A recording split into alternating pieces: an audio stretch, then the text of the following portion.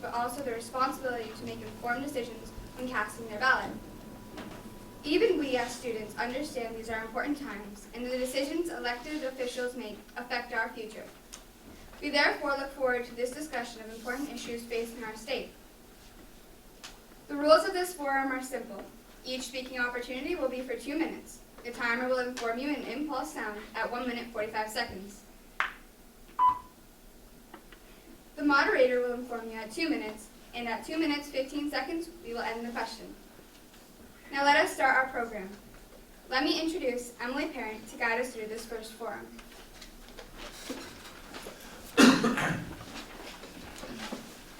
Hi, I'm Emily Parent, and I'll be your moderator for this first forum. I'd like to request that we all stand for the Pledge of Allegiance.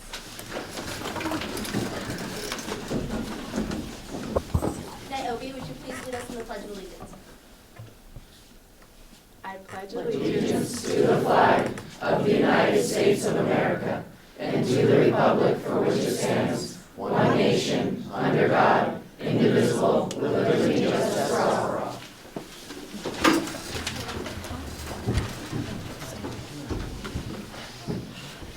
This evening, we will meet and learn more about our candidates for Vermont House. The candidates here this evening include Mike McCarthy, Kathy Keenan, Corey Parent, and Claude Bouchard. Welcome, and thank you for allowing us to play a part in this important democratic process. When I say your name, please spend 2 minutes introducing yourself and explaining why you are running for office. Mr. McCarthy. Great. Well, thank you so much, Team USA, for having us all here today. This is the forum I look forward to the most when it's election season. So I'm Mike McCarthy, and I'm running for the House again because I want us to have the most effective legislative delegation that we can have for Franklin County. When I was in the House and served on the Transportation Committee, we got a lot of great things done. More roads paved with fewer dollars, getting bridges built faster, doing things to keep you safe, like passing a hands-free cell phone bill. The last time I was here, we talked a lot about cell phone use and texting, and I was really happy and proud to be able to make the roads a little bit safer in Vermont. I want to make sure that we grow our economy sustainably so that when my daughter, who's 4, and all of you enter the workforce, we not only have done a good job of making sure that Vermont's a place where people can live and work and afford to buy a home, but that it's also a place where our lake is cleaner, that we're able to enjoy the natural resources and the natural beauty of Vermont, which I'm sure you all have seen as we've gone through this fall and are now experiencing the kind of beginning of the feeling of winter. I want to make sure that we also make sure that as that economy grows, that it's growing in a way that lifts everybody up and not just the wealthiest people among us. So I'm running again for the Vermont House because I want to build a brighter future for all of you and for my family, and I want to be the most effective legislator that I can be for St. Albans and Franklin County and for Vermont. Thanks so much for having us.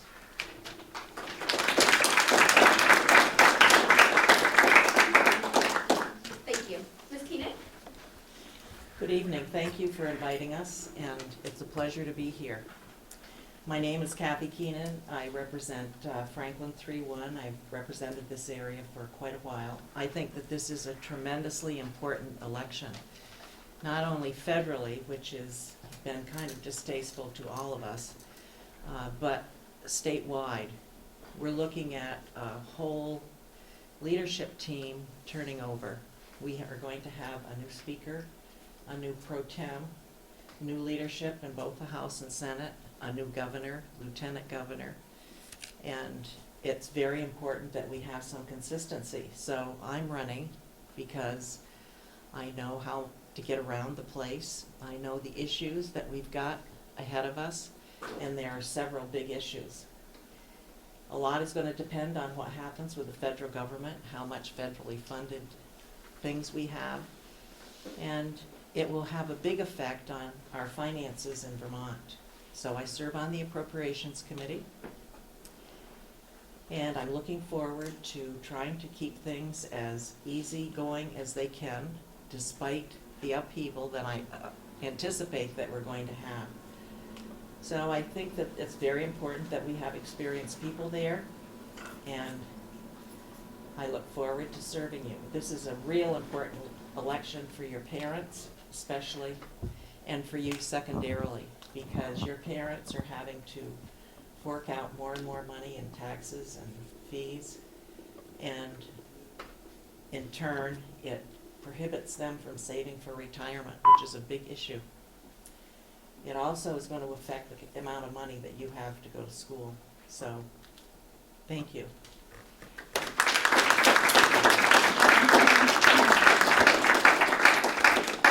Thank you, Ms. Keenan. Mr. Perrin? Hi, my name is Corey Parent. I'm only 26 years old, so just 12 years ago, 13 years ago actually, I was sitting where you guys are right now. I was a city school student.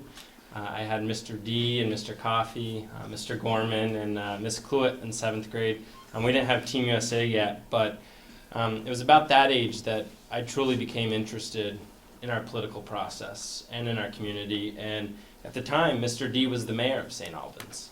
And I was fortunate enough to have a teacher who was the mayor. My best friend's father at the time was on the city council, and he too would later go on to become mayor.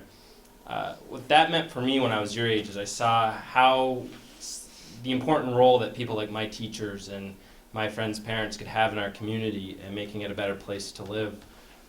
So fast forward a decade after that, when I moved back to Vermont after college and a few years of work, I noticed my friends weren't returning to Vermont, and those who stayed here were finding it harder and harder to get by. Then the legislature at the time passed a gas tax that cost Vermonters over $20 million in new taxes and added to their cost to go to work. And I saw a large outcry from our constituents over that. And so that led me to start having the conversation with folks like Mr. D and my friend's dad, Mr. Manahan, and talking about what direction we wanted our state to go in and our community to go in, and they recommended that I run for the state legislature to make that change. And so I jumped into the 2014 election to do just that. Really my first time running for political office. I had run for student council and done some other things, but never on the big show. And I did it because, like today, when I'm running for re-election, I know we can do better as a community and a state. I know our community, because it's what built who I am. It was the same teachers that you guys have, the same school who built me who I am as a person and gave me the voice that I have, and teachers who, oh, sorry. And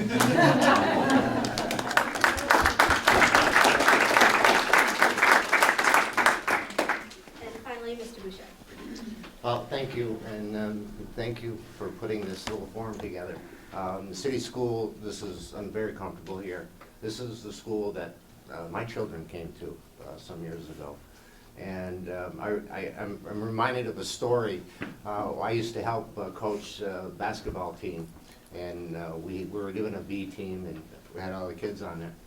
And those kids, they really worked hard for us. You know, they gave us 100%, and we had an awesome year. I believe it was 10 wins, 2 losses.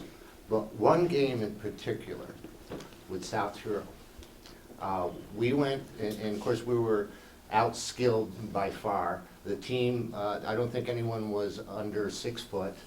They were undefeated, and undefeated by 10 points to 100. But our kids from the city school here gave such a show, gave such a fight. They weren't going to quit, and they did not quit. We lost, but we lost by 10 points.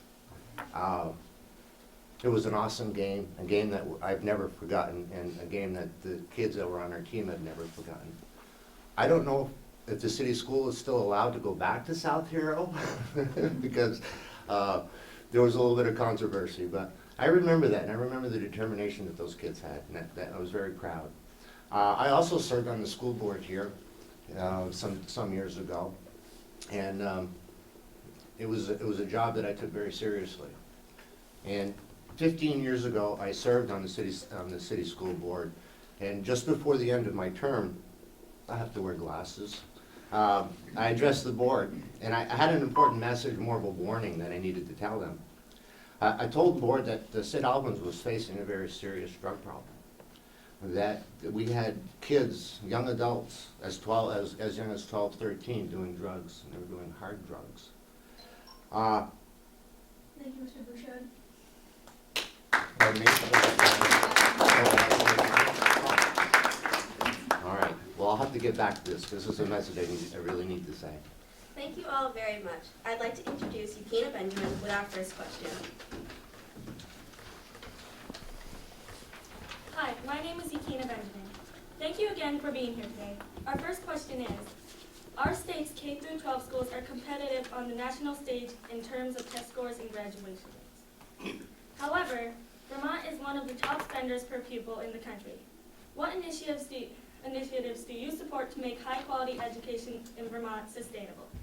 We'll be starting with you, Ms. Kathy Keenan.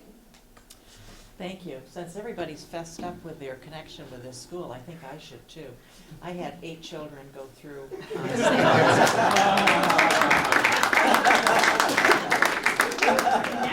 I've had grandchildren come through here, 5 I think, and my daughter teaches phys ed here, Mrs. Jarvis. So, anyway, I think that we have heard from the electorate over several years about the cost of education. But I do think that we have quality education in this state, and I think we need to keep it up. And because of that, the Education Committee has been working for several years on a new kind of way of doing things, and they came out with Act 46, which I voted for. I thought it was good. I had several conversations with the superintendent of schools here. And I think what it is geared to is not just saving money by consolidating schools and supervisory unions, but it is really focused toward providing a good education for our students. We have kids that are going to small schools who get more money than you do per pupil, and those schools are not providing the education that they need. And a couple of years ago, they had a valedictorian from one of the small schools not be educated in the way they should have been in order to enter University of Vermont, and she would have been a Green and Gold Scholar with free tuition. So I think what we're trying to do is look at how we can consolidate, but consolidate in a meaningful way, and provide education for children that are in all schools. It really is a local control issue, and that's the way we're trying to keep it. So I think that moving ahead is really important. Am I done? Okay. I got the hairy eyeball. Serious timekeeper. Thank you. And now, Mr. Parent. Thank you. Well, first of all, there's a number of factors that have made education the expense it is today. One being a stagnant population as a state. We haven't seen population growth in the last decade, 2 decades in the state of Vermont, and with it, an aging state population. So what does that mean to you? When I was Mr. Coffey's student, every year since then, we have lost the number of students that go to BFA each and every year, about 20,000. It's a little more than that, actually. But just for you guys to think about, imagine just taking BFA every year out of the state worth of students, and they no longer go to school here, just because they've aged out. And what we've done because of that, we haven't adjusted the system, and Mrs. Keenan alluded to that with some of the consolidation. So what I think we need to do, because I think your teachers do a great job and they educated me, we need to push more for supervisory union consolidation. There's a lot of costs up in the administrative levels and superintendents and assistant superintendents and principals and assistant principals that I think there can be savings. We also need to reconnect taxpayers to their school districts. Right now, if City School did an awesome job and their school board did a great job and kept budgets low and didn't increase spending that much, but Burlington decided to double its expenditures, your parents here in St. Albans would have to pay higher taxes because it gets split across the whole state. All the money gets added up. So we've created this situation called moral hazard, where there's no economic punishment for increasing spending at a rapid rate.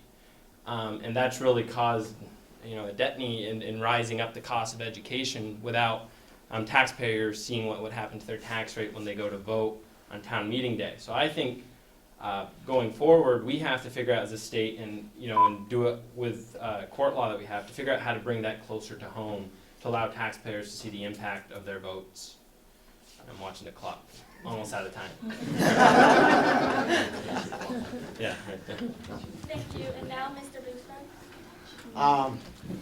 I served, I've been on both sides of the lines when it comes to the school and the school board. I was in education for 17 years at BFA, I taught. And also when I was on the school board here, I was part of negotiations with the other teachers. When I was at BFA, when it comes to the school spending, there's 90% of the costs that are fixed, you can't touch. So you can only work with like 10%. So in order to bring the cost down, you have to work, and I hate using that phrase, outside the box. In one way, when I was at BFA, I think I had a 5-year period where I did not miss one day of work. I was there every day for 6 years. And we were going to negotiations, and I said to the negotiators, I said, look, I've not missed any time. How about giving me some incentive because I'm here?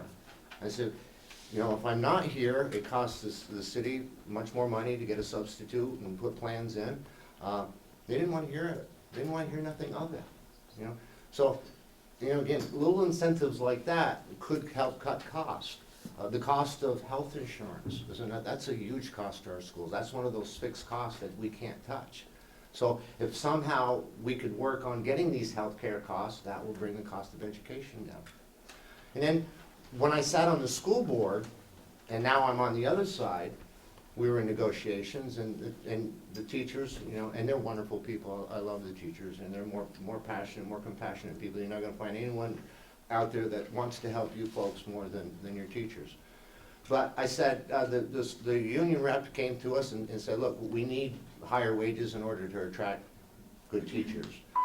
And I would think, I mean, one, who looks for their replacement? I know when I'm at work and another guy comes in, that's a threat to me. But my point to them was, look, we don't necessarily have to offer high wages in order to get good teachers. We just need to offer a good place to work. And again, you know, they looked at me like I was funny, but you know, it's changes like that that could make the school a much better place to learn and to be. Thank you. And now, Mr. McCarthy. So I think it's really important that for anybody who is in the legislature, that the priority for them when they're thinking about education policy is to make sure that we've got quality education for every single student in Vermont. And so part of the thing that has made all the tax portion, the part that seems unfair for us from community to community in terms of different property tax rates, is an attempt to make our schools more fair for all of you. And to have a child in one town, a student in one town, be able to get the same quality of education as a student in the other.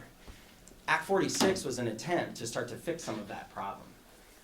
To allow neighboring towns to be encouraged and in fact pushed a little bit by the legislature to collaborate and work together, to be able to share resources, to be able to provide more quality at a lower cost, to in the long run lower the need for us to spend more money on administration and increase the ability for us to offer programs and share resources between schools and amongst schools within a given region. So I would have supported Act 46 had I been in the legislature last time around.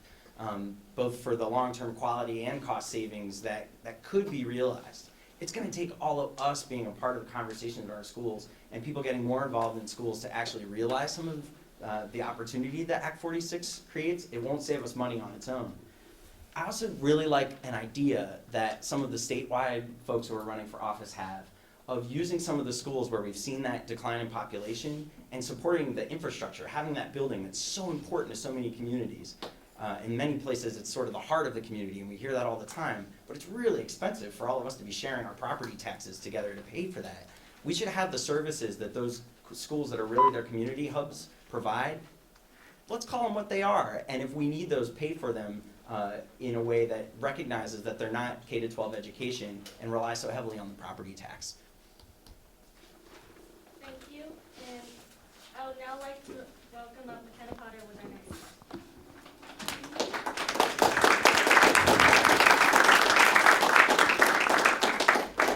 Hi, my name is McKenna Potter. I'm a 7th grader in Team USA at City School. Our second question is, small businesses significantly impact Vermont's economy. Then they employ around 60% of people in our private sector. If elected, how would you ensure this important part of our economy can thrive? First up, Mr. Parent, Thank you. I'll start off by telling you a story about the impact a well-intentioned law can have on a small business. Before I got to the legislature, when they passed what's called a GMO law, labeling foods. My dad delivers Little Debbie's for a living, so he goes around. He's only his employees, been a small business for 24 years. Now this law, while it's important for people to know what's in their food, and I get it, Vermont acted alone, and we're a very small economy. And for the 4 weeks that went into impact, my dad, for the first time, had to bring on another employee, costing him about $500 a week out of pocket to pay for that. Now here's a small business that has never been able to sustain 2 employees, that all of a sudden either had to add 30 hours to their work week or add to it, or the choice he was given by the company was, or they'd pull out of Vermont. So either lost his business or lost $500 a week. That's a law that, if passed in a regional level or it is across the country, and thankfully Washington D.C. fixed it so that Vermont's law was null, really negatively impacts small businesses in Vermont. So for things that we need to do to help small businesses, first we have to stop doing harm. We need to make sure that we stop passing laws that make it difficult for them just to be in business and to do what they do. Second, we need to create a regulatory environment that's easy for them to understand and implement. You know, this law with the GMOs, you know, if I was able to help my dad through it, but not a lot of small business owners have the resources when they're 1 or 2 employees to check into that. 3, we need to look at 21st century reforms. The economy's changing. We have a lot more independent contractors in our system. We have things like Uber and Airbnb coming around that provide opportunity for folks, and we need to make sure Vermont's positioned to take advantage of those. And 2, we need to create a tax environment, and you guys will understand someday, that rewards risk and innovation and doesn't punish success. We need to make sure those who take risks here can keep you know, a portion more of what they succeed and do in building businesses. Thank you. Mr. Bouchard? Well, I run a small business, and I run other businesses. Of course, as an instructor, I used to have young adults come and work in my shop as mentors and trainees. Some 6 years ago, I had probably 6 employees, and the state came down with new laws and raised the unemployment insurance and the workman's comp insurance, which is something that we have to pay when we have employees. And the cost of that insurance was extremely high. I could no longer afford it. And I had one gentleman who was working for me who had 2 kids at home, and he had his wife. And that was extremely difficult for me to do that. But it was something I needed to do in order for my businesses to survive. What happens is well-intended people put rules and regulations in place, and it hurts, and it hurts you people. I would love this past summer to have taken on a couple of young students in my program. I mean, what a better place for a young man or a young woman to work in a shop if you like doing mechanical stuff. But I couldn't do it. And haven't been able to do it for a while because of the cost of the insurance. I can't even hire a young person to come to my shop and mow the lawn without putting them on payroll. That hurts you. Those are opportunities that you won't be able to have. So we need to, for small businesses to survive, they need to breathe. And with these regulations that are coming down left and right, it's extremely difficult. I spoke with a young lady who's does some farming, and she wanted to start making some cheese to start selling at the farmer's market. And when she looked into the regulations and what she was required to do, she was discouraged to do that. We don't want to discourage people. We want to encourage you to seek what your goals and your dreams and aspirations. And we need a government that's going to work with you to allow you to do that. So we need to, ease up on the regulations, ease up on some of the taxes, and let employers spend the money on their employees, and then turn the employees to turn and spend the money in our state, and that's where we generate our taxes. Thank you. Mr. McCarthy?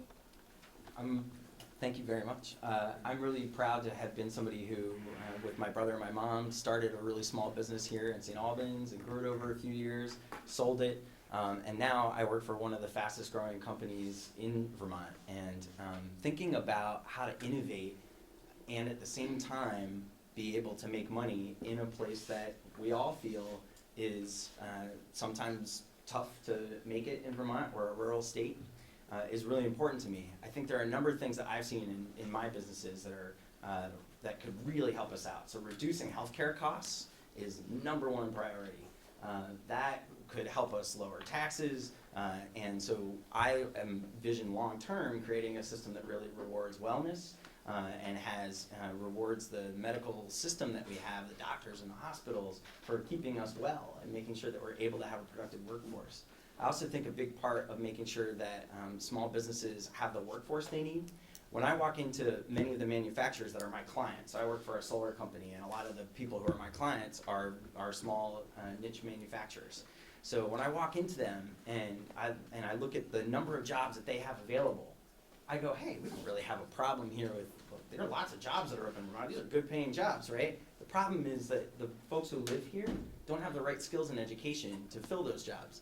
That's not the worst problem in the world to have, because it's one that can solve over time with investments in education and workforce development. So I want to make sure that we are investing in people here so that we can connect and listen to those businesses for what kinds of employees they need, and make sure that we have the training and the workforce development. Put resources there, and I've been proud to support the workforce development efforts that we've had in Franklin County. We have been very successful with some of that. I also was really proud to support small state investments in the kinds of businesses that are specifically poised to grow here. Agriculture with working lands grants, our green energy economy with investments in weatherization, food with favorable regulation that will allow people to have value-added food production and processing here. So those are all small ways that the state government can help our small business economy. Thank you. Ms. Keenan? Thank you. I sit on the State Workforce Development Board, and we are in the process of getting another large federal grant. And we're also in the process of writing the rules to how that is going to go forward. There are a lot of issues with untrained workers, and I would like to see the kids that graduate from our high schools, either if they're not going on to post-secondary education, that they have some kind of a certificate that they get in their tech centers so that they could go to work and be ready to go for the employers. I think that's a big detriment right now with our system. And I attended the chamber gathering at the Essex Fairgrounds, and there are, I can't tell you how many companies there looking for employees. So I think that what we need to do is focus on workforce training. We also have some programs for larger manufacturers, and it's called a veggie program. What we need to do is start taking a look at our small and medium-sized businesses and give them some incentives. I almost think that we should be redirecting some of the money that goes to the Agency of Commerce down into the regional development corporations, because that's really where the action is these days. We're moving into a service economy, which is going to require some different skills.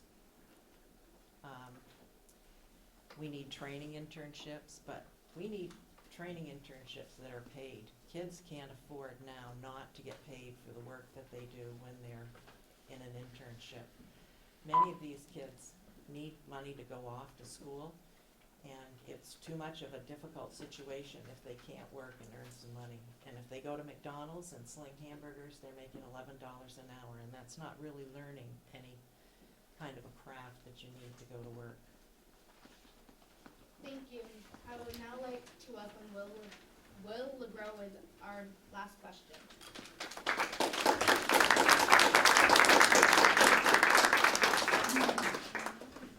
Hi, my name is Will LeGros, and I am a 7th grader on Team USA. Our last question is about Lake Champlain. I grew up in St. Albans, and I would love a St. Albans Bay I can fish in. Do you think that the state government has a role in the cleanup of Lake Champlain and other waterways? If so, what actions do you propose taking? I'd like to start off with Mr. Bouchard. Thank you for the question. I have a little different perspective on the clean water in the lake. Some 150 years ago, Vermont had a very thriving sheep industry, and there was 5.5 million sheep in Vermont. After the sheep industry diminished because of competition and regulations, we went into the dairy herd industry. And around the turn of the century, the population in Vermont was around 350,000. We had roughly, we had back then more cows than we had people, so I couldn't actually find a number. I dare say there was 400,000 cows around the 1900, right around the turn of the century. And again, population was 350, and there was very few regulations back then. We had clean water. Today, also back then, there was 11,000 farms in the state. Today, we have 900 farms. We have 135,000 cows. Our population's up to 600,000. And our water is as dirty as it ever has. So if we're gonna clean the lake up, and it really needs to be cleaned up, because I grew up down there at the bay, I was there every summer, every day. And it's sad to see it the way it is. We're gonna need the right information, and then the right action plan to follow through.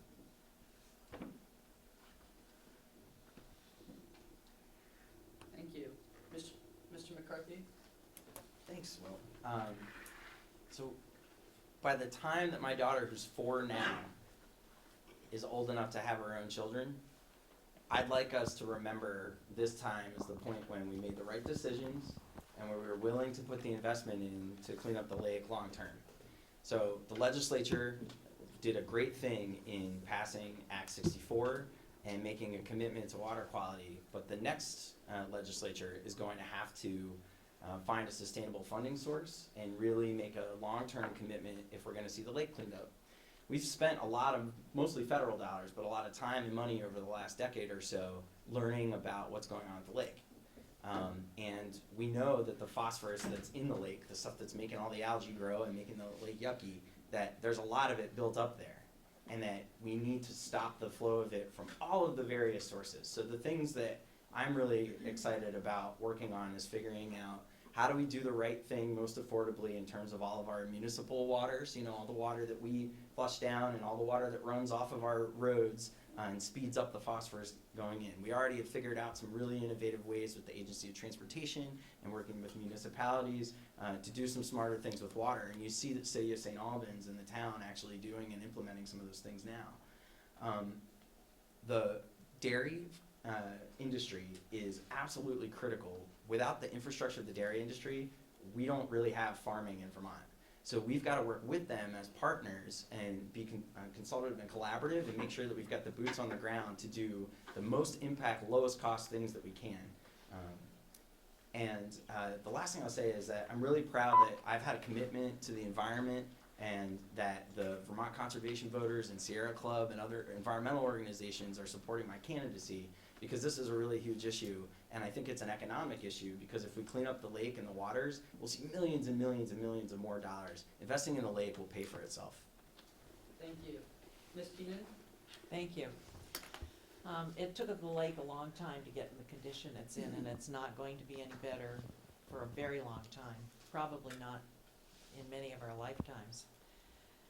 There's a huge amount of sediment, even if we clear up the blue-green algae and what's down there. But when we talk about agriculture, we're talking about a different kind of agriculture that's being done now than has been done years ago when I was younger. People had small farms. Now we call a small farm what I used to call a huge farm. It's less than 200 cows. And what's happening is that we're getting too much manure for the land mass that we've got to put it on. So what we need to do is look at what we're doing with the phosphorus. We need to recycle it rather than buying soil with phosphorus in it. And we need to export the phosphorus to other places. And people are doing that now. I think that that we also need to think about what we ourselves are doing. And that's putting fertilizer on our lawns and having it go into the lake, and what transportation does. And I was at a meeting last week, and I understand that we are looking forward to getting the bridge off over in the islands between Alberg and Swanton. And if they take that down, or if they take a third of it down, it's going to end up saving about 1% or less. So it will not clean up that area. And we need to really decide what we're going to do, and see what we can do to stop the huge storms that we're getting from overflowing our city water sewer systems. And finally, I would like to, or not, no, Mr. Parent, sorry. No problem. Absolutely, state government has a role in this. It's why I supported H35, which is now Act 64, which took regulation from large farms and medium farms and brought it down to small farms. Like Kathy alluded to, a small farm is anything 199 cows or animals and below. Now, I grew up on Lake Street. I didn't grow up on a farm, but if you'd have told me 198 cows was a small farm, I'd have laughed at you. I'd have been like, that's pretty big. So we moved regulation to that front. And that's good. And we've done other things in state government. You know, I give Senator Degree credit, who is on Senate Transportation, and prioritizing when we're doing roads and projects within transportation industry and saying what, you know, if the roads are tied on the scoring where the money's going to go this year, which one has a bigger impact on water quality, and let's invest in that one first. I think that's a big, smart step. You know, as state government looks to reduce its impact on water quality. Another is our municipal governments. I mean, as much money as we spent on our beautiful downtown and our sidewalks, we need to spend that and more replacing our wastewater treatment plant in the next 10 years as the city of St. Albans. And that's not a conversation we're having as a municipality on a large scale, and it's something we have to have because that has to get paid for somehow. We have to talk about it. And so when you have all these, so for me to go back down to Montpelier, I'll continue to look for ways to reprioritize dollars. It's something that, you know, I believe I was elected to do last time, and you know, and trying not to raise folks' taxes, do again. We spend a lot of money on various conservation efforts across the state of Vermont, and I think we could redirect those dollars into water quality conservation and conserving land that has the most impact on water quality, and making sure we have the smarter investments with those dollars before we come back to Vermonters and ask for more in taxes and more in fees. Because they are just tapped out and we can't continue to add on to their burden. Thank you, everyone, for sharing your thoughts on Lake Champlain. Now I'd like to welcome up Emily Parent back to the stage.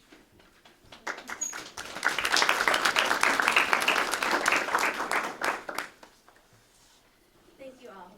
This forum will conclude with closing statements. Each candidate will have 2 minutes to share their final message with the audience. We'll start with Mr. Bouchard. Thank you, and thank you for putting this forum on. I have just a quick message. You know, we all have many hidden talents and within us, and it's up to us, you, to find those talents and to discover those talents. As young adults, we learn to question to learn. If we fail at learning, we fail to question. Achievement is learned and gained with desire, and sometimes failure as a result. If you have a desire, there is nothing you cannot do. Your job is to have the desire to learn to follow your dreams. My job, if you so choose to elect me, is to see that the opportunities are there for you to desire. Thank you.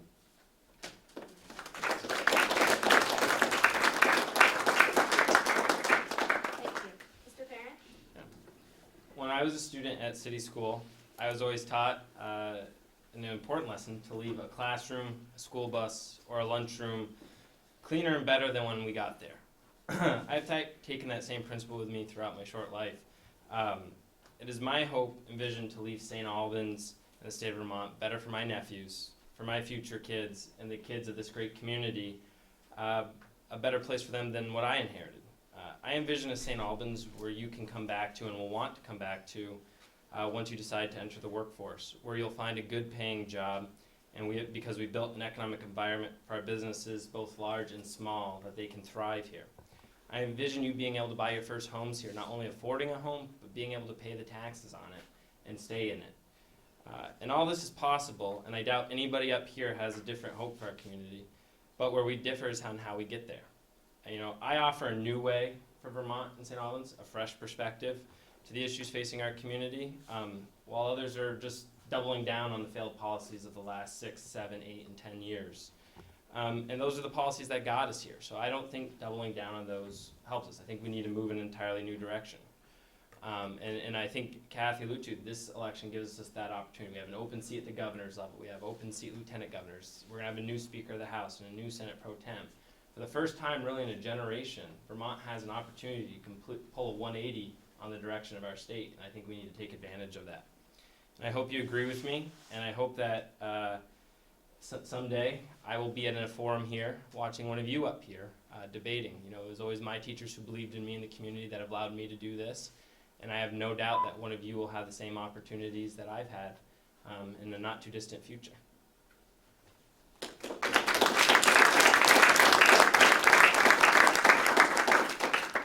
Thank you. Ms. Keenan? Hi. I serve on the Appropriations Committee, so that's the place where the budget is done for the state. And I'd like to go back and continue that work because I think that we're doing it in a different new way that looks at the outcomes that are garnered from all the programs that we do so that we reduce duplicity and programs that don't work. Our dollars are getting scarcer and scarcer. The federal funds are not there as they were at one time, and I think that what we're looking for the status quo is raising everybody's taxes up way, way higher than what they are now.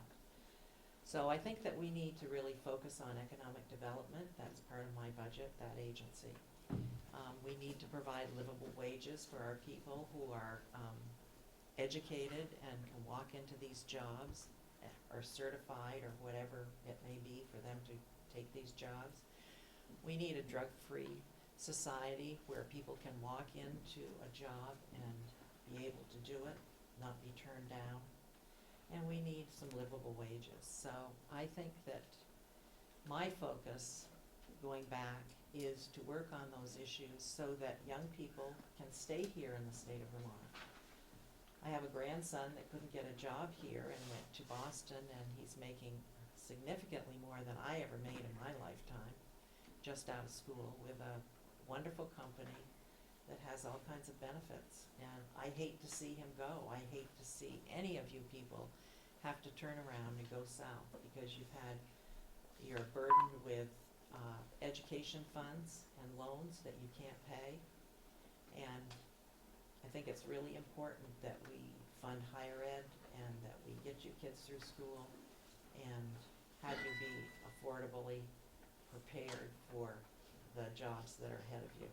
So good luck to all of you. It's been a pleasure.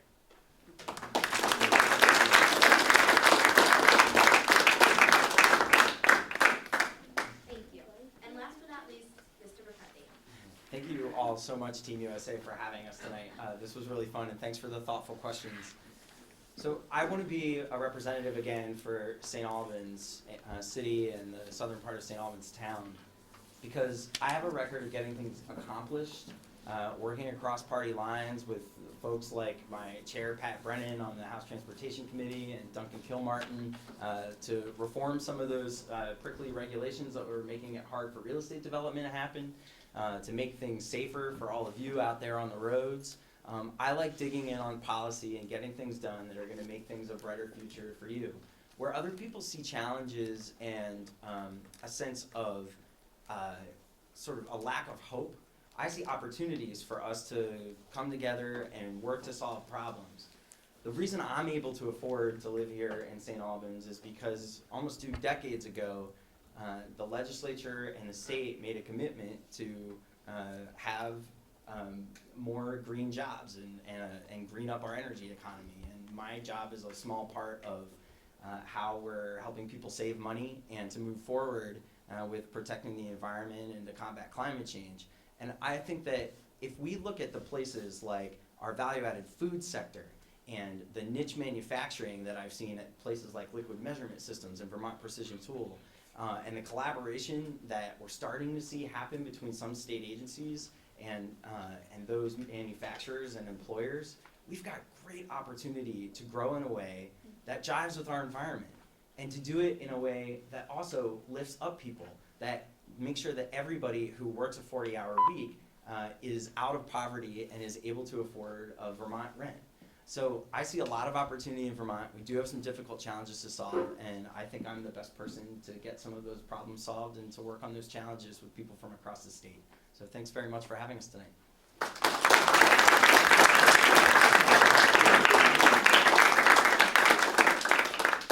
Thank you. This concludes the House Forum. We appreciate you taking part in this important event this evening. In just a few minutes, we will begin the Senate Forum. I would like to thank all those running for office for coming out tonight. It has been wonderful to hear from all of you. We wish you all the best of luck on your campaigns. As a token of Team USA's appreciation, we'd like to give you all a Team USA bracelet. Let's give one big last thank you to all the candidates.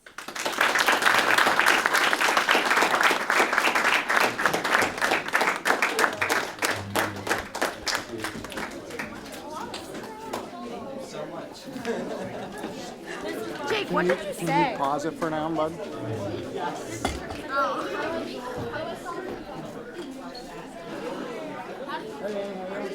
Mr. Coffee? How do you stop this? Mr. Coffee, we don't know how to turn it off.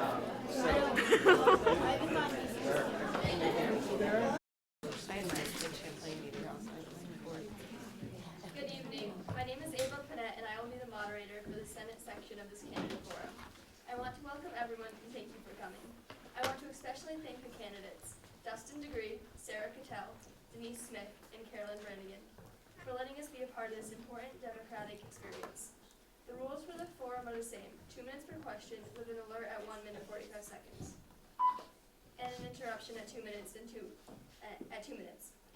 And at 2 minutes and 15 seconds, you will need to stop. I would now like to give the candidates 2 minutes to introduce themselves. We will start with Dustin. Well, thank you guys, and thank you for having us. I was just telling Mr. Coffey that the first time I was in one of these debates was in 2010 when I was running for the House, and those students are probably just able to vote this year, which is kind of neat to think about. Those of you that were here for the House debate, everybody seemed to have a tie to the city school. I have a little bit of a confession to make, and it probably won't go over well. I was a town kid. I did go to kindergarten and first grade here. I had Mrs. Smith and Ms. Speakerman, but from then on I was a town kid, and unfortunately I am a Wildcat forever. But going forward, I spent the last 2 years in the state Senate. Before that I ran and lost a race that was very close, and before that I served as your representative in the House of Representatives. I worked with Governor Jim Douglas in the last 3 years of his term, and have really spent that amount of time fighting for affordability and fighting to make Vermont a place that's easier to live, work, and raise a family. A lot of your parents might hear, or you might hear from your parents, that it's really expensive to live here. We have expensive electricity rates. It's more expensive to heat your home here than it is in other states. It's more expensive to run a business. And a lot of those challenges, I hope that we'll be able to get into tonight, are really the main reason that I got into public service. Mr. Coffey was my hockey coach when I was your age, and I was able to grow up in this community and from a bunch of folks who really mentored me and taught me a lot about standing up for what I believe in, not being afraid to say what's on your mind. Sometimes I get in trouble for that still. But being able to be a leader in this community is something that has allowed me to be what I believe is a successful legislator. And there's the beep, so I will just say I look forward to the questions tonight and appreciate the opportunity to be here. Thank you.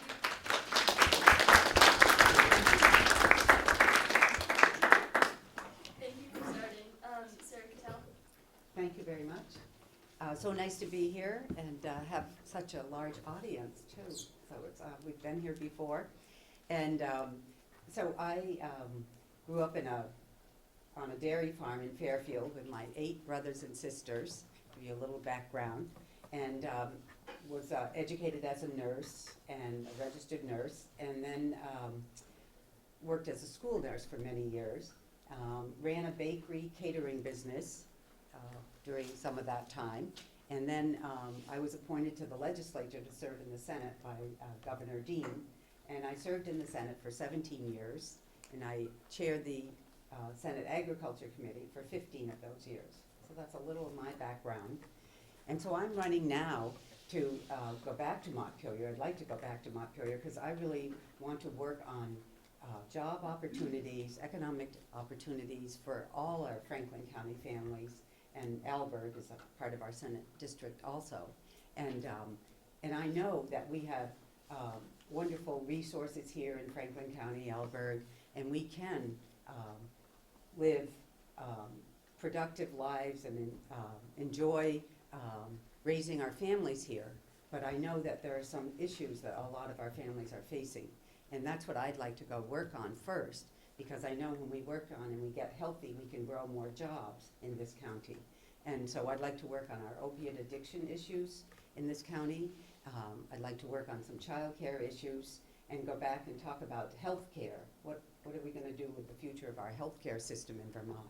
And you've heard lots of these discussions, so I won't go into all the details of everything, but you know, I think that I grew up in a dairy farm, chaired the agriculture committee, and I think that's where we have an opportunity here to grow more jobs. And I think the economists talk about the agriculture sector. I think 28% of the job sector has been growing in agriculture in the last 5 years. That's huge to think 1/4 of all jobs in Vermont have grown in the agriculture or agriculture-related field. Like, let's see, Ben and Jerry's, that's related to agriculture because they take the cream for their great ice cream that we all love from St. Albans Co-op Creamery. So, you know, there's a way to grow that agriculture-related jobs. Maybe we could have more factories taking our milk and our cream and making it into cheese, you know, and giving us jobs. Did I go over it? Yeah. You sure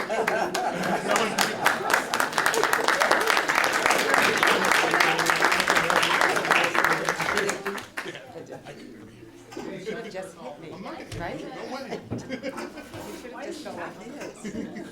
I got kind of carried away. It's okay. Thank you. Denise Smith. Hi, good evening, everybody. It's really a pleasure to be here, to be among so many people and young people especially. So I am Denise Smith, and I actually run an organization that actually deals directly with Lake Champlain. And I've been doing that for about 4 years now. Prior to that, I owned a small business in St. Albans City. And before that, I worked on Governor Dean's economic development team, and I did international trade.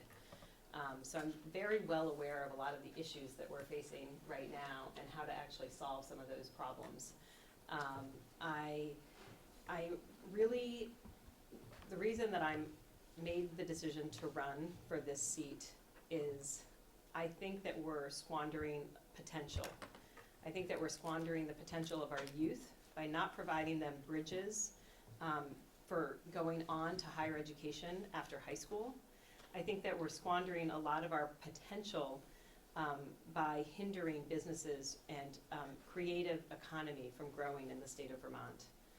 I also think that we need to focus on the well-being of our communities and the wellness of the people here. And I think healthcare is really a topic. And I think the system that we have set up right now for healthcare is really sick care. It doesn't really focus on the issues to keep people well at the beginning. And so community well-being, I've been involved in St. Albans for a long time as a community organizer. I've done a lot of different events for this community to help to bring interesting programming to this area. And I love this area. I want to just say that I grew up on the southern part of the lake in Charlotte, Vermont. And I came here because my husband grew up here, and he actually went to city school. I have 3 kids right now that are attending city school, so I'm here on a pretty daily basis. And is that the buzzer? Yeah. The last one or the first one? That's the second. Okay, I'm done. Thank you. Thank you. Carolyn Branagan. That's me. So that little deep, deep, deep, deep, that means stop. That's two. I didn't hear the first one. I think that's the problem. It's difficult to. The first one we can't hear. I didn't hear it at all. Right. Pause the clock. I can hear all of them. Yes. He's the good hearing. With big ears. Something like that. That's a good idea. Good, thank you. Perfect. I can hear that. So my name is Carolyn Branagan. I live in Georgia, Vermont, And Georgia is the town that I've been representing in the Vermont House of Representatives for 14 years. That's 7 terms. I have enjoyed my work there a great deal. I have most of that time served on the Ways and Means Committee, which is the committee that decides where we're going to get the revenue to pay for all the things that state government needs to buy, like snow plows and salt to keep the roads safe and state policemen and all that. So where we get the money is the decisions that we make in Ways and Means. Vermont has a citizen legislature. That means that nobody in the State House has the job forever.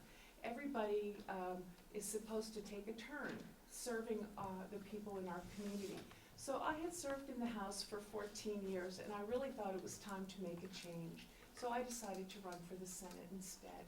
So I've been spending the summer and fall going around visiting every community in Franklin County and Alberg, and talking to the select boards, talking to the school boards, and trying to learn what each town has for a special need. Now, it's been interesting and a lot of work. I learned a lot, and I was surprised because I've lived in Franklin County nearly my entire life. I grew up on a dairy farm in Georgia, the town that I live on now. I met my husband at UVM, and we married right after we graduated a long time ago, 1976. I know none of you were born then. So we've been married 40 years. We have, I heard that. So I've had a lot of experiences. Franklin County is a wonderful place to live and work. I want to make sure that it stays that way.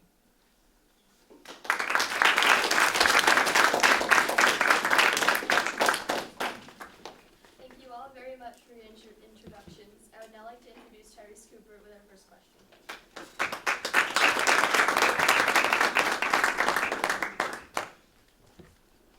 Hello everybody, my name is Tyrese Cooper and I am an 8th grader in Team USA. My first question is, in your opinion, what is the most important issue facing Vermont during the next session, and how do you plan to address it? We will start with Ms. Kittell. Great, and you even pronounced it right, thank you. So, thanks for the question. So the most important issue facing Vermont, I believe, in the next legislative session, starting in January, will be all about the opportunities for jobs in Vermont and growing the economy. And how can we best grow the economy? Because of course we always are trying to do that. And I think, first of all, I always try to, being a small business owner myself, started my own business, I think that you have to start with the businesses that are here, and we have to have more hands-on discussion with them. What are some of their needs to grow and expand, maybe employ other people? Can they afford to hire someone? And then we have to look at the problem that our unemployment is way down at 3%, which is great, 3.3. But we need people to work in the jobs, and we have a lot of people who need some help in getting the skills. And they're out of high school, some of them, and some are going to be graduating from high school. So it's education. So we want to make sure that we educate our young people, that they have a lot of tech courses, they can get certificates, internships, all sorts of things to give them the skills to go on to career. It's called career ladder. We want to make sure everyone has a ladder, not just in going into hairdressing or nursing or something like that. There's got to be more of the math and science. So that's what I would do to grow jobs, and drill down about folks who are ill with our opiate addiction. When you're drug addicted, you cannot do well in school. So we're going to have to address that health crisis and really drill down to see if we've got the resources necessary. Was that my final one? No. So, you know, and also that there's childcare. If I'm going to get a job, 70% of the folks working have young children. So we need childcare providers, and we need those workers to have the skills. Was that the answer? I'm done. Thank you.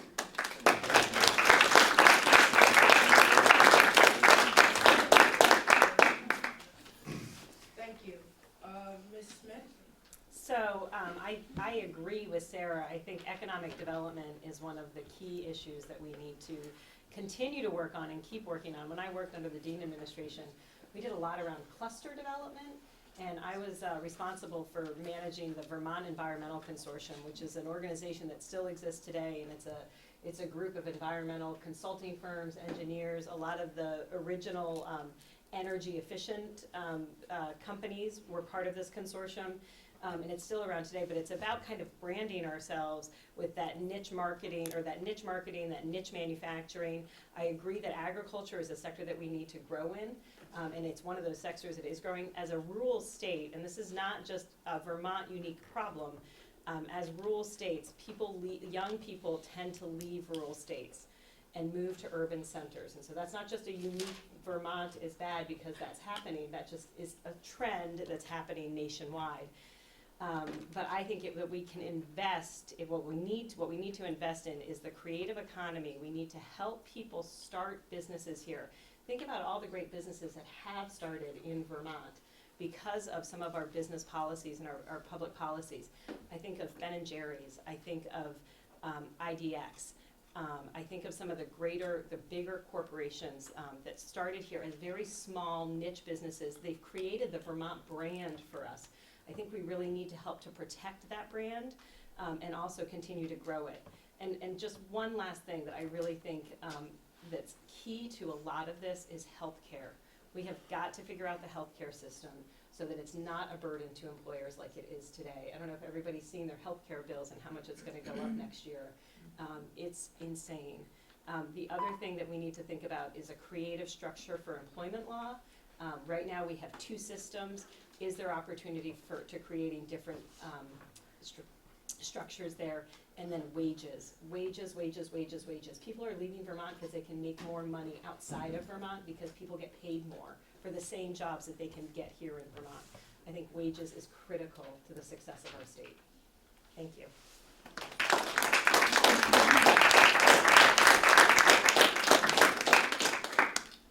Thank you. Ms. Branagan? Thank you. I think we're all on the same track on this question so far. I also think that our problem that we really need to tackle when we get to Montpelier in January is the economy, money, jobs, balancing the budget. All of that is extremely important, and in fact, when I've gone around the county, that's the thing that I hear about. I hear about that from people on the street and business owners and the public servants, you know, the select board members and town clerks and so forth.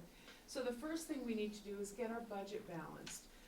That is something that I know a lot about. For 12 years, I told you when I spoke before, I've served on the Ways and Means Committee, and we're often mid-term asked to come up with some more money, a budget adjustment, because the budget we passed at the end of the session before didn't quite do it. We, for one reason or another, need more money.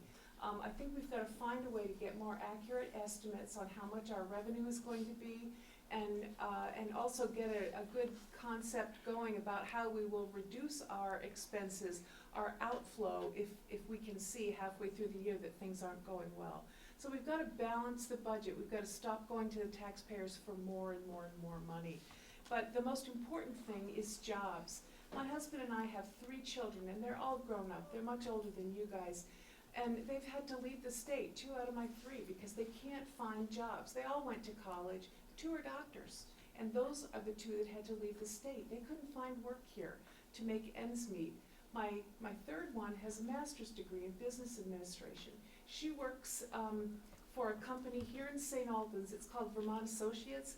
They just got a big grant, $4 million, to help train more people. These are older people that her company trains, but that's exactly what we need to do. We need to train our people, our working people, to keep up with the modern and evolving jobs that come to us here in Franklin County. We got to be the best.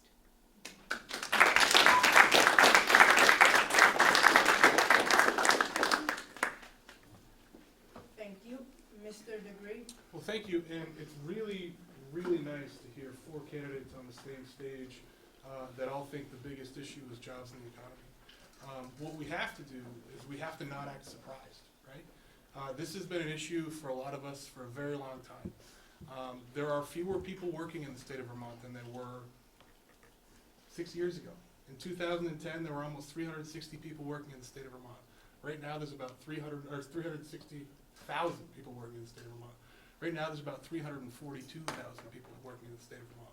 Why is that? Why are we a state that is losing a workforce? Well, if you track that with the $700 million in new taxes that we've raised over that same time, with the regulations that we've put on businesses at the same time, the fact that we tax Social Security, most states don't, the fact that we tax military retirements, most states don't, it's expensive to be here. It's expensive to do business here. And when we can see New York from our house, and we can see New Hampshire from the other side of the Connecticut River, and other states are offering incentives for people to do business in that state, why do we think people are leaving? I'm incredibly happy to hear the rest of these candidates on board with the things that Carolyn and I have been saying our entire public lives. But let's look at the reason why, and let's look at the folks and the administration of the last 6 years that has kind of pushed us in that direction. Representative Parent said we have an opportunity to pull a 180. I don't think it's out of the realm of possibility to say that we should do that, so that we can change the way that we practice in Vermont, so that we can make Vermont more accessible to business, so that we can go and we can find out what we need, what employers need, how we can better train workers. But let's not act surprised that this is an issue. This is something that we haven't looked at in about 6 years. It's something that we've left on the back burner, and now it's everybody's biggest issue. I'm happy to hear that. I hope whoever gets elected will go on and work that. But let's recognize why we're where we are. And if we're going to change things, it's those policies that make it more difficult to do business in Vermont.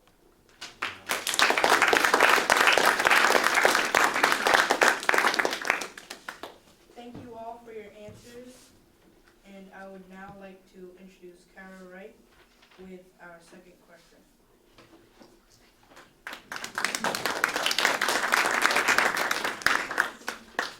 Hello, my name is Kara Wright. I'm an 8th grader at St. Albans City School. I'm on Team USA. And our next question is, Vermont is a great place to live. However, it has limited well-paying jobs. What do you think is the best course for our state government to take to stimulate the economy and bring high-paying jobs to Vermont? I'd like to hear from Miss Denise Smith, please. I'm so glad you asked me this question. Thank you so much. So I think we actually have some really good progressive ideas out there. I think one of the best things that we could do is actually offer free college.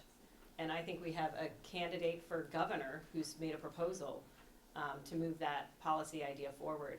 I think one of the things where we are less able to help young people is to get them from, we have a really high graduation rate from high school in Vermont. I think it's 90%.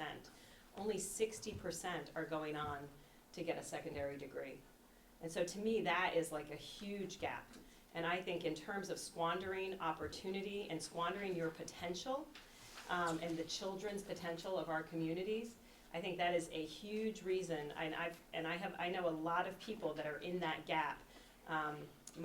My nephew's friend, sister actually, stepsister, started at Champlain College, had a scholarship for the first year, and the second year that scholarship was taken away from her.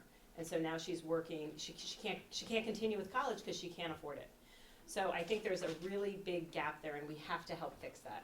I think the other thing that we need to do, we need to focus on healthcare, and I'll say it again, I think we need to focus on wages in Vermont. We need to bring up everybody. We need to lift the boats of every single person that's in this state, not just the few. So I think we also have to create, and this is something that my husband works on a great deal, is creating business opportunity and bringing businesses to Vermont and creating places for them to be. That seems to be a big gap as well. There's not the infrastructure in the state to welcome businesses to work here. Thank you.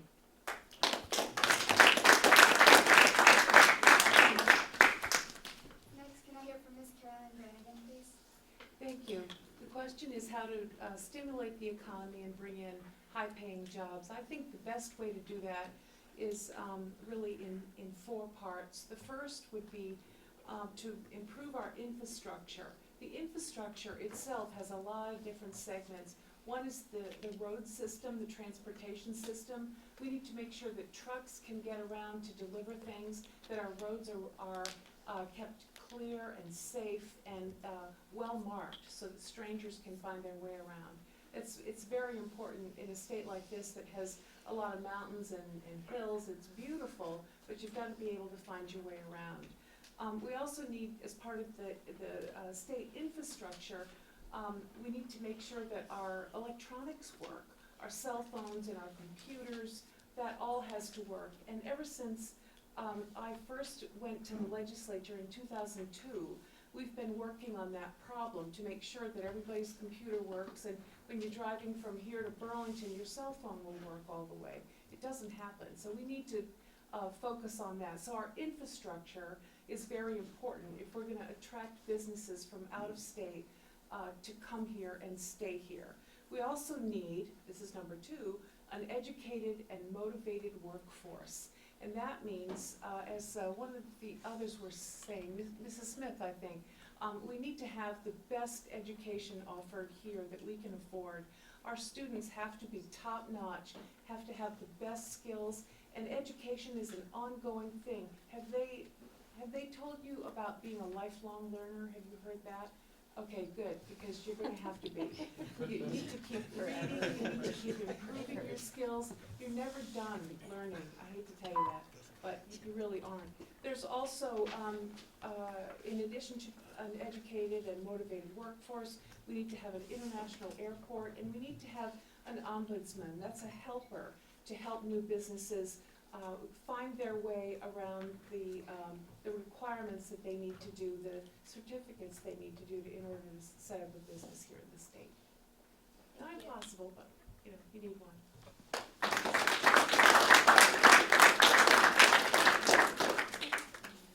Mr. Dustin Degree. So I was hoping there is a map of the United States, but can everybody just picture the U.S. in their head? Does everybody know where Albany, New York is? Yes. Yeah. About 3.5 hours away. 4 if I'm driving. So there's a company in Eastburg called Franklin Foods. They make cheese, they make wonderful salsa dip. It's a good company and employs a lot of people. They have expanded in the last couple years to the Southwest, Arizona, New Mexico area.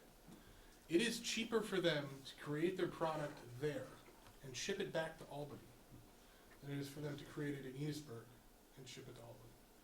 That's the cost of doing business in Vermont. Do we want to invest in lots of different things that can bring businesses here? Of course we do. But what we need to do is we need to better understand why other states are more competitive in bringing those businesses there. Great company in Swanton, Vermont Precision Tool, does a lot to train their workers. Brings in folks. They have a workforce development partnership with the state right now. They're doing it there. They've also expanded in the last 5 years in Kentucky because it's cheaper for them to find the labor there and to do business there. We're going to lose. Our country is going to lose jobs overseas all the time. It's just the way the global economy is working right now. But we need to figure out why we're losing jobs to Kentucky, in Arizona, in New York, in New Hampshire, in Massachusetts, and try to fix those things. That's how Vermont can be more competitive. And right now we're not. I honestly don't believe it's been a focus. I've had the opportunity to travel around the state this fall and talk to a lot of businesses. What they'll tell you is when you ask the question, when's the last time somebody from the state of Vermont came and asked how you were doing, they don't remember. So we need to be outgoing. We need to find our businesses, foster those relationships, and do what we can to keep them here. Because when we do that, whether it's Green Mountain Coffee Roasters or Dealer.com, we're successful. But we've stopped doing that in the last few years, and that's why we're seeing those jobs go away.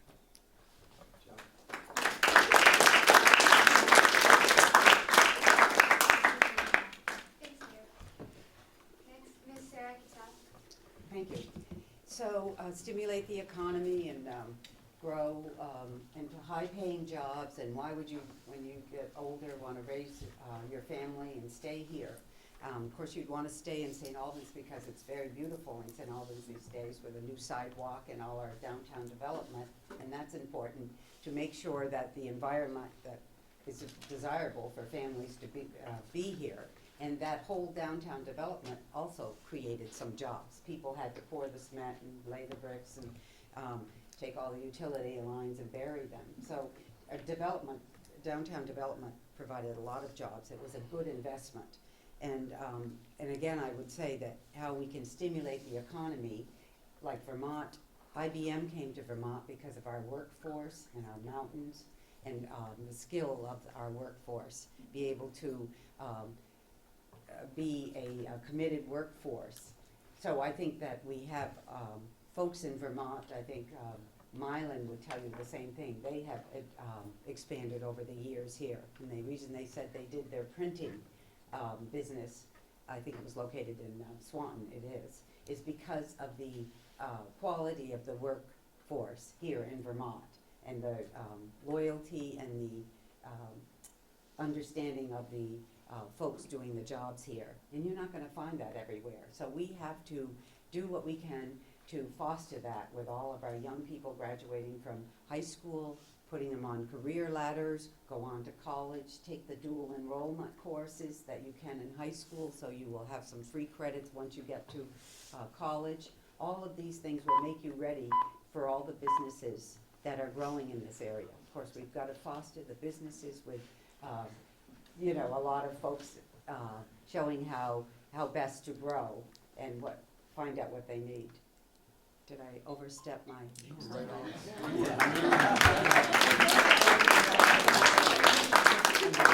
time clock? Thank you. Thank you, everyone. I would now like to welcome Emily Remillard to the podium with our next question.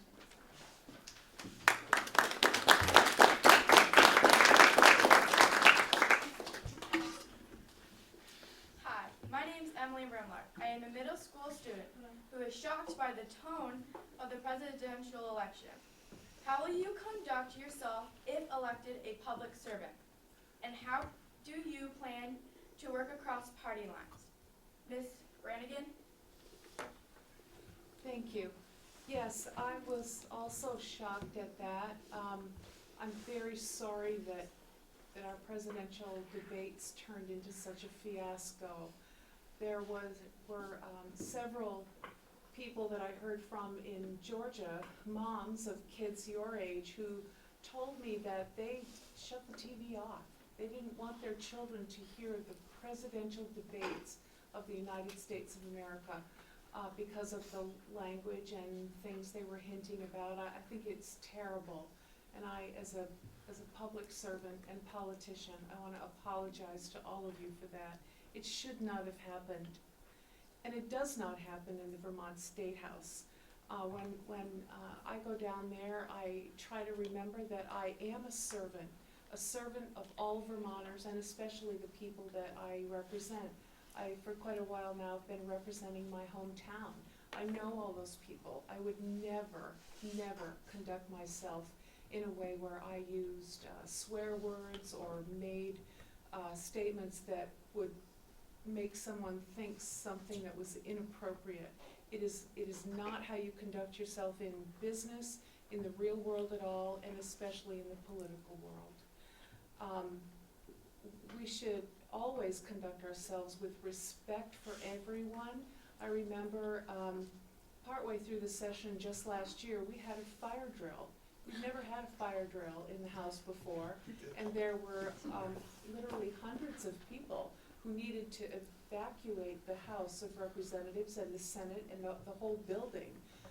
And it was messy because we'd never had one, but we needed to have one to practice. And I remember there was a little lady, a tiny little lady, who always used to come, and she sat in the back in what we call the gallery, and she listened to the proceedings. This lady, I know one day was her birthday, and she told me she was 89. She was very old. A man who sat next to me went over to her in the middle of this fire drill, and he said to her, Betty, if you want, you could stay right next to me so that you don't fall down the stairs and we make sure that you get out. That is respect for one another, looking after one another, taking care of one another. We didn't see that during the presidential debates, but I hope that you will conduct yourselves in a way that is respectful and kind. I could go on and on about this, I'm a mom, but I'll stop there because I know there's going to be another buzzer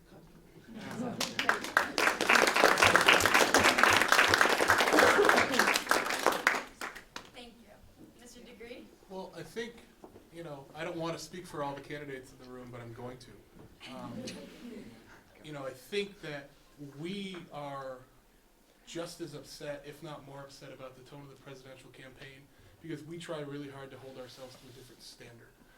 Whether we're Democrats or Republicans, we're trying to tell you how we think that we can help the circumstances in Vermont, and we try to do it in a respectful way. And I think a lot of us have been very disappointed. I know that myself been disappointed in my party's nominee from the start, from the beginning of the debate. It's something that I haven't thought was appropriate. I thought we had a bunch of candidates who offered really positive messages for the future of our country. My girlfriend's a Democrat. She's giving me the stink eye right now.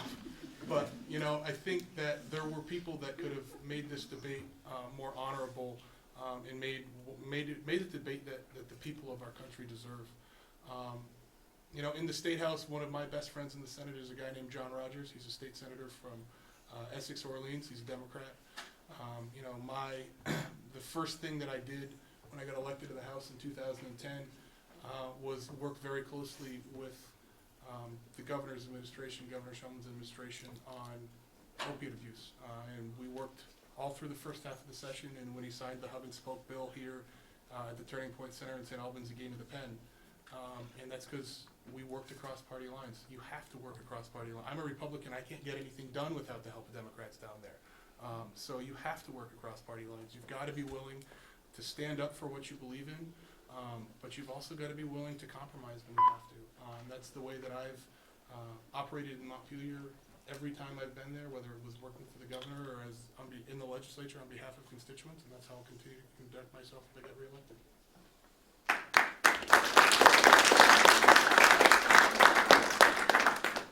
Thank you. Ms. Kittell?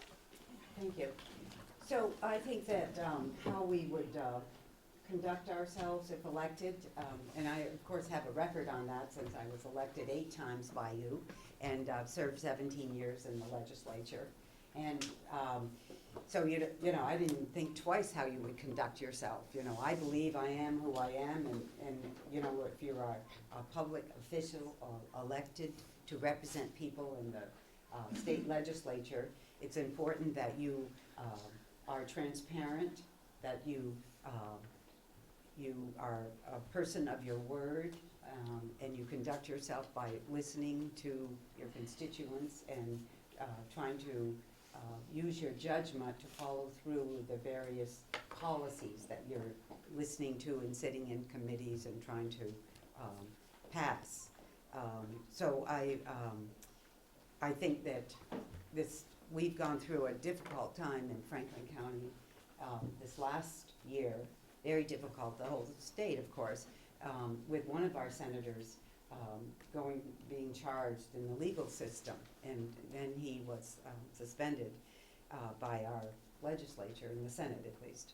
And that's really difficult. And so what it brings to mind is that we didn't have an ethics committee, ethics commission, in the state of Vermont. So we need an ethics commission. We all live by a set of rules, but when you are elected by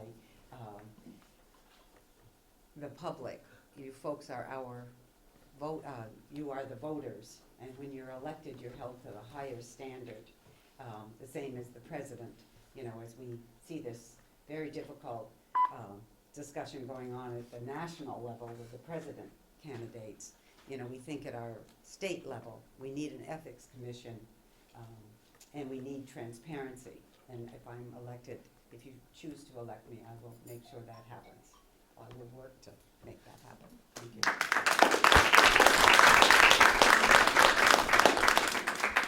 Thank you. Ms. Smith?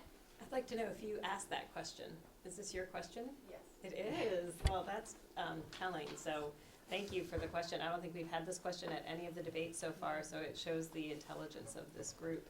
And also the awareness that you guys have of how the situation is at the national level. And it's it's a national embarrassment. I have a lot of friends in Canada. I lived there when I was younger, and I get a lot of emails from them saying, you know, if you need to move to Canada again, you're always welcome.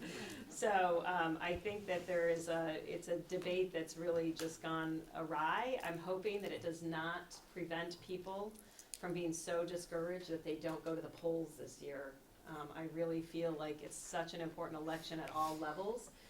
So even if you don't want to choose a candidate for the presidency, really, you know, the other candidates, especially at the local election, and that's what I've been telling people, is how important it is to vote your conscience and your values, and vote for the people that you think are best going to represent you. And I've been saying this entire election, that at local politics, that's where decision gets made.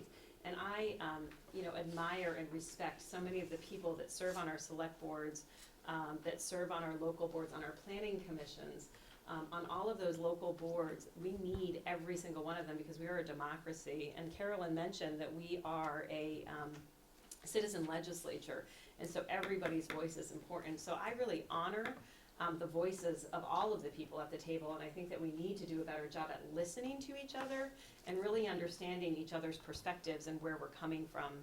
I also just want to echo the first job of anybody who serves in any position, elected position, is to represent the people that have put them there. Regardless of whether or not it was it's the majority of people, but you still represent the people from the other party that might not have voted for you.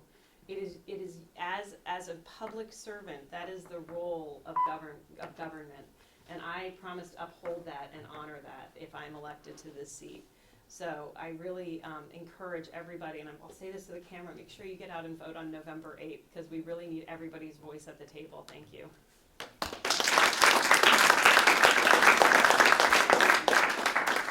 Thank you, everybody. I would now like to introduce Pilot Delory with our last question.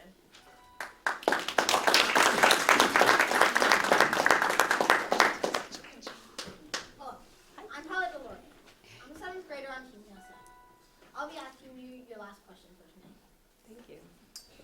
Vermont is one of the most expensive states in which to attend college. As you stated, most of you at different colleges. Though 90% of us graduate high school, Vermont youth have one of the lowest college continuance rates at 60%. One of the gubernatorial candidates is proposing that the state government fund a program. That program will give qualified students 2 free years at community college. What do you think should be done to make college accessible to more Vermonters? I'd like to start with Dustin Degree. Well, as somebody who served on the education committee for a good portion of last year, it's something we looked at a lot. I'm glad that this question words it correctly, though. It's funding it. It's not free. There's no such thing as free. Somebody pays for it. So the plan that I understand from Ms. Minter would basically raise taxes on banks, about $25 to $30 million, and provide this 2 years of CCV or VTC. The reason that Vermont is so expensive is because we provide the least amount of funding to higher education per pupil of any other state in the country. Maybe we're 49, maybe we're not quite last, but we're real close. And we're also number 1 in the country in how we fund our K-12 education. So there's a little bit of disparity there, and it's something that's been left on the back burner for a very, very, very long time. In 1980, I believe, was the last time that we fully funded the Vermont state colleges. And right now, the state colleges are funded mostly by tuition. So do I necessarily agree with this plan? Maybe, maybe not. I don't know. I don't know the details of it. But am I somebody that advocates for spending more money on higher education? Absolutely. I understand the difficulty of paying for college. I still have student loans that I'm paying off. I get it. It's a really tough slog for people my age, and it's really tough in Vermont because our in-state tuition is higher than most states in the country. So we do one of 2 things. We force kids to go out of state, and then they never come back, or we force kids that don't really want to go out of state to either say, I'm not going to go to the state college program or system, or I'm just not going to go to college. And that's why you see that number so high. So do we have to find a way to fund higher education so that it's more accessible and more affordable to not just high school students, but to people who are looking to transition from one job to another, who are looking for workforce training, absolutely. And this comes down to prioritizing the money that we spend. If we want to make higher education a priority, if we want to make lake cleanup a priority, let's make it a priority and spend the money that we have on these important initiatives. So I don't know about free college, I don't know about a bank tax, but I am somebody that's always willing to look at how we can provide more money to higher education. In fact, we did this year, I think we sent $700,000 to the state colleges. Not a lot, but it'll help. So yes, absolutely. Thank you. Ms. Sara Kittell, please. Thank you very much for the question. And so for making college more accessible to more students, and I would start with the same thing as Dustin talked about, that, you know, I'm not sure, I would start with not only making college more accessible for more students, but to make our tech schools, I would expand our tech schools. I would first explore expanding our tech school education. I'd like all high school students to go through a tech school, to go through part of the tech school education, how to run a checkbook, all of those things, get more certificates in basic adult life that you're going to need skills for. I don't want you to spend all your time at tech school. I want you to get ready for higher education eventually, but you'll have a career ladder, and it'll take some resources to do that. But there's a lot of folks, only 9%, there's 30% of the 60% that have some financial problems, low-income folks. Only 9% of those folks that go on to college graduate. So we are not graduating a lot of folks that go on to college, maybe 30% total. That's not a good number when we graduate 90 from high school and only 30 from college. So we need to be helping students more and families more. And I'm proud, when I served on education, there's the individual personal plan for high school students that we put in place. So you and your family go in at the beginning of high school, at the end of the 8th grade, to see what kind of personal learning plan you need. And it's really important because you're all owning this. So I think we have to start back a little bit, and that will help everybody go to higher ed eventually, and just see when it's going to be, whether it's right after high school or later in your life. Thank you.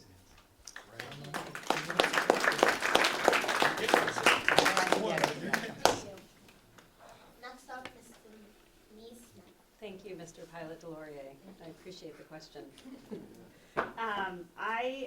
Dustin mentioned Kentucky a minute ago, about a Vermont business that has expanded in Kentucky. Kentucky offers 2 years of paid for college to its citizens and its residents. So it's just something, there might be a model to look at there, and I don't know how they fund it, but it's definitely, there's an opportunity there to see what they're doing.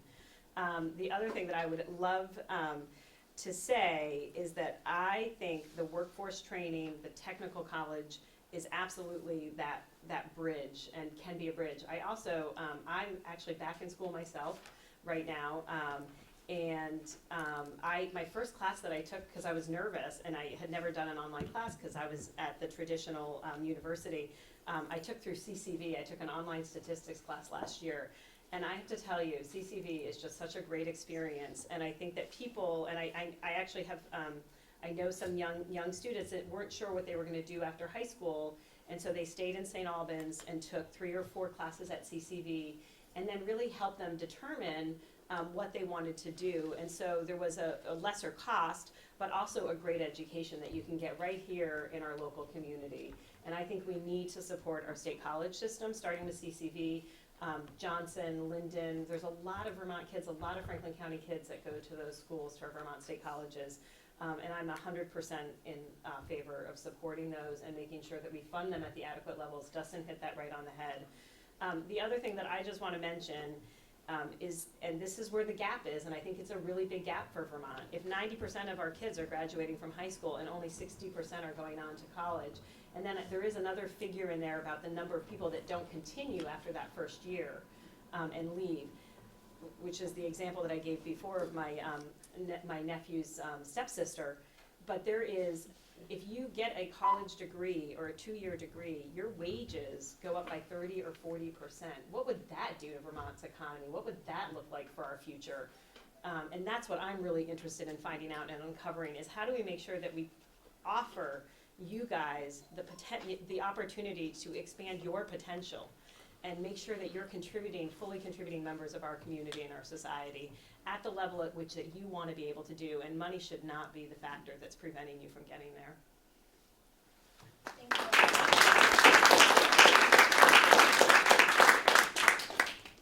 Last but not least, Ms. Carolyn Branagan. Thank you. Everybody who's spoken so far is right. There's nothing more important to your future, your security, your earning potential than going on to school beyond high school. If you can only go 2 years, only afford 2 years, go. If you can somehow afford 4 years or 6 years of college, go. You need to have that. It will make you feel more confident, and it will also allow you to earn way more money than someone who just finishes high school. So I also think that the legislature has a really important job. Ever since I got there, I have felt that the legislature needs to increase the amount of money that we give to our state colleges and also to the University of Vermont. This is the most important thing we do. I also think that for local communities, the most important job that they have is to run their schools, their elementary school and high schools. The most important job for the state is to run our colleges, because that's the future. There are some ways that you can get education at colleges without paying any money, and I want to tell you what some of them are. Some companies, IBM used to do this, will pay for you to go to college. The company that my daughter's working for right now, Vermont Associates, will pay for their people to go to college to get more information and get different kinds of certificates. If you're in the military, if you become a soldier, I realize that's a serious commitment, but if you are in the military, when you get out of the military, they will pay for you to go on to college. The University of Vermont gives out a ton of scholarships to Vermont students. I used to be on the board of trustees for the University of Vermont. I was on that board for 6 years, and I saw dozens of kids from Franklin County get generous scholarships. Nearly all of them who come from Franklin County get some kind of scholarship, and it was very helpful. And I want to repeat what others have said. Is my time up? Yes. It is? Because I have one more really good thing to say. Oh, well, come talk to me after and I'll tell you what it is. Thank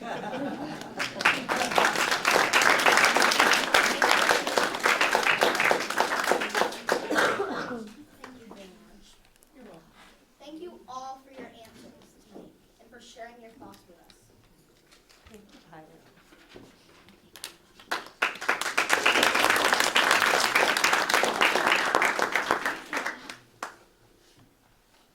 We will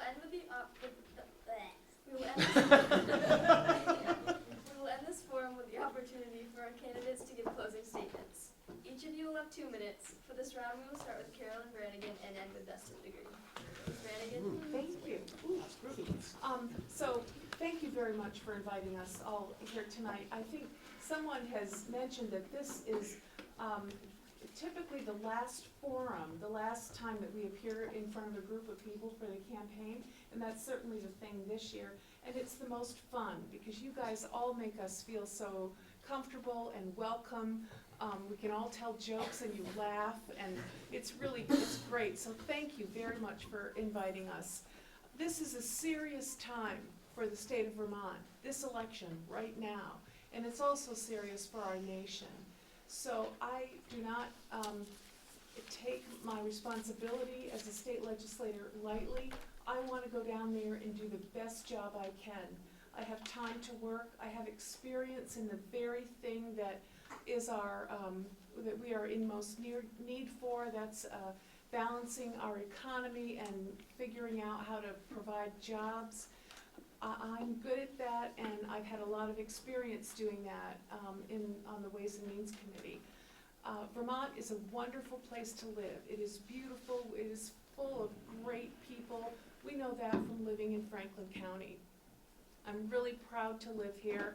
I was happy to raise my children here, and I want to make sure that Franklin County stays that way. It will, if we can all remember that we need to work together, we need to communicate well, and tell each other about things that are not quite right in our lives. If we need better health care or help paying our taxes, there are ways to fix that in the legislature, so we need to do that. Is that perfect or what?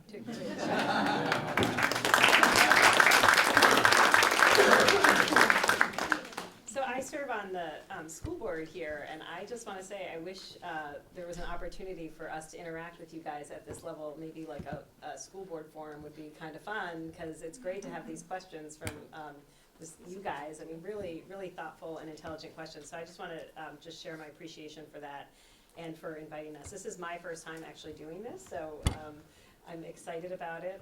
I bring that fresh perspective, I think, to the debate, and I'm really glad to be up here, and also feel really privileged that I'm up here. My conscious level about how to get, or about public or community engagement, I think started when I was a child. My father had us watch the movie Gandhi, and I don't know if anybody has watched that in this room, if you guys have, if it's something that you've been exposed to. But one of the things that Gandhi says is, be the change that you wish to see in the world. And I think that I see that's everybody's responsibility.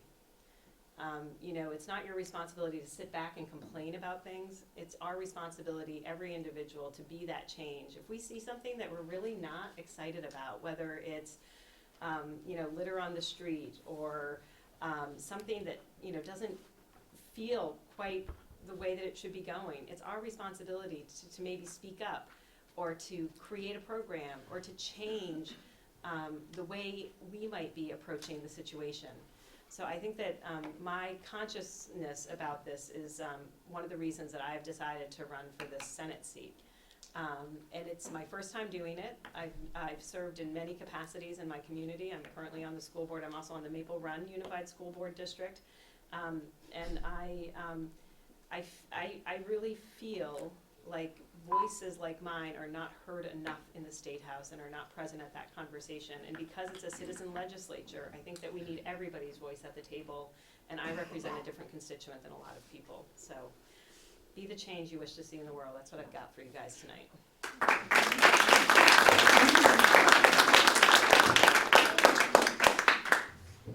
I'm sorry I'm looking over here, but I feel like I do that too.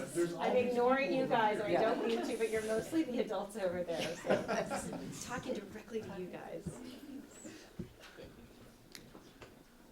Whenever you're ready. Oh, thank you. Did you already say my name?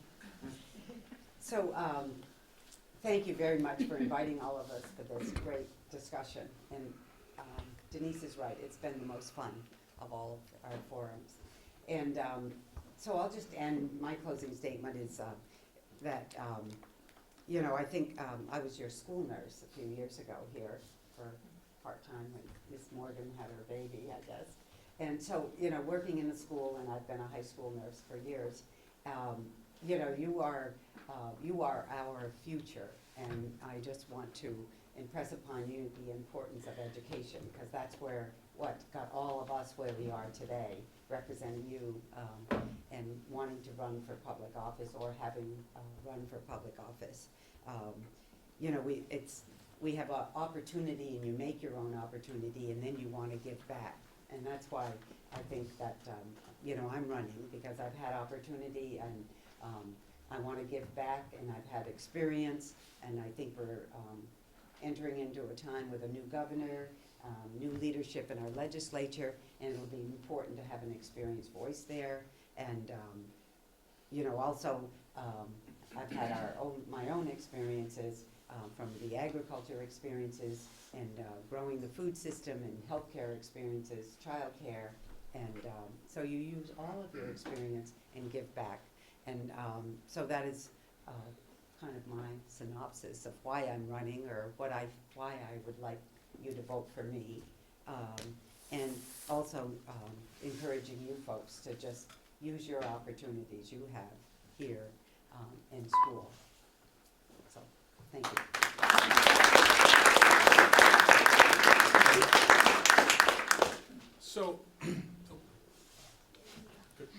So there are two people in here that will agree with what I'm about to say.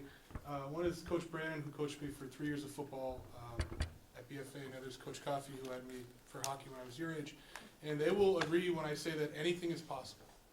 Because I would have told any of them back then when they had me that I would be up here at this forum, they'd be like, sure, Dustin, anything's possible. But I'm a kid from St. Albans, and what I want to tell you is you are unique in so much that you live in a community that is willing to listen to its young people. Mike McCarthy got elected to the House at 26, 27. Corey got elected at 24. I got elected at 25. We've had city councilors that were elected in their early 20s. I was on the DRB in St. Albans City where the entire board was under the age of 35. This community wants and is expecting you to step up and lead when you are ready to do it. I serve on the SASA board, which is the board for the local hockey association. I got put on that board when I was 22. We are expecting wonderful things out of you, and it's up to you to stand up, be heard, and don't worry about if you make a mistake or two. St. Albans is an incredibly welcoming place for its young people. There are opportunities for you to make the change that Denise is talking about, and we'll let you find your voice. Because I know the community has given me the opportunity to do so, and lots of other young people. So whether it's politics or, working for a nonprofit or volunteering at Martha's Kitchen, there are opportunities for you to give back to this community. And I know that when you get there, you will, because that's how it's always happened in this town, and that's how it will continue to happen. So thank you for having us. This is the best debate with the strictest timekeepers. And I ask for all of your votes in 6 years.